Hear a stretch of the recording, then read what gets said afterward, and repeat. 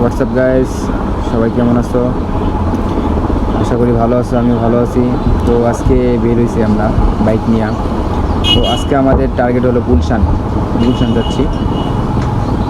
RFL এর কাজ করে মজা কি একটা কী ভাই জানেন, যে নিজে স্বাধীনভাবে চলা যায়। এই সেলসম্যানের একটা কাজ হলো যে স্বাধীনভাবে চলাফেরা করতে পারবেন, নিজের পরিবারকে সময় দিতে পারবেন। এমনকি যখন আপনি কাজটা বুঝে নিতে পারবেন তখন আপনাকে আরও ইজি হয়ে যাবে।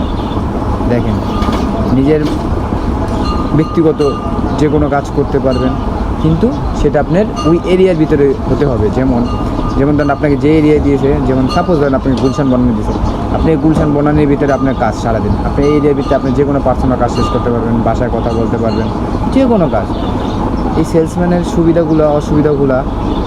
অসুবিধা কি আমি বলি, অসুবিধা হলো এখানে সকালে মিটিংয়ে তাদের সাথে অ্যাটেন্ড থাকতে হবে। আর সুবিধাগুলো হলো যে আপনার ফ্রিডম, এই যে দেখেন বাইক চালাচ্ছেন, ফ্রিডমভাবে বাইকও চালাচ্ছেন, সারাদিন ঘোরা হচ্ছে, পার্টিদের সাথে দুষ্টামি করতে পারছেন, ডিল করতে পারতেছেন, রাস্তাঘাট ঘোরাফেরা হচ্ছে। এই ভাই এই সব কিছু নিয়ে এরকম সুন্দর সুন্দর ভিউ দেখতে পাচ্ছেন, সব কিছু নিয়েই ভাই এই সেলসম্যানের চাকরিটা খুব ভালো। কিন্তু যে না বুঝে, যে রাস্তাঘাট না চিনে, তার জন্য অনেক কঠিন।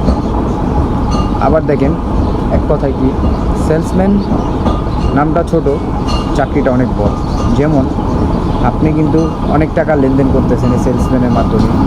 এই সেলসম্যানের মাধ্যমে আপনার লাখ লাখ টাকা ব্যাংকে পাঠাচ্ছেন। আমরা সেলসম্যানকে ছোটো চোখে দেখি, তাও কিন্তু না, সেলসম্যানকেও বড় চোখে দেখতে হবে।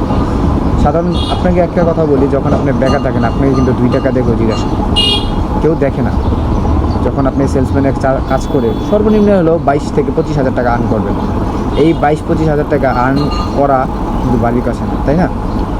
কিন্তু যখন আপনার আশেপাশের লোক আপনাকে এটা নিয়ে 80 ঠাট্টা করবে, তখন আপনি এটা বুঝতে পারবেন যে 80 ঠাট্টা করছে ভালো কথা, আমি যখন বেকার ছিলাম কেউ আমাকে দেখে নেই। আর এখন 22-23 হাজার টাকা আমি ইনকাম করি।